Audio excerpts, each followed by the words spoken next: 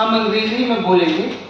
The jury pointed out that the Indian Constitution enjoins upon the state that under the directive principles of state policy, that it shall promote the education and economic interests of weaker sections of people.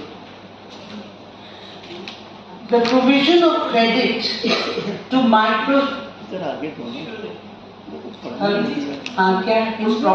No, carry on. The provision of credit to marginalized people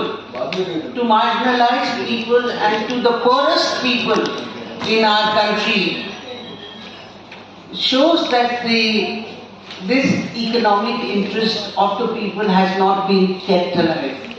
How?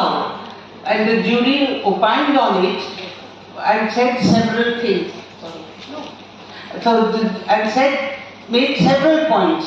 One was that the Reserve Bank of India had abdicated its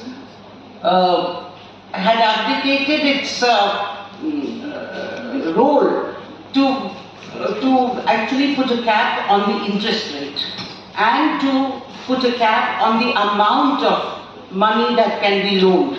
Because these are two different things, and the Reserve Bank is supposed to actually direct both these. But what the Reserve Bank of India did is, in the matter of microfinance and setting up of microfinance institutions and the non-banking finance institutions, is that it firstly, it deregulated it. Deregulated it how? By setting up a board. By setting up a special board which would then look after the interests of the MFIs and NBFCs.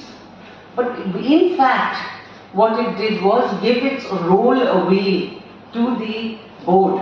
And the board was an interested board. So the board, what the board did was that though it allowed the microfinance institutions to borrow from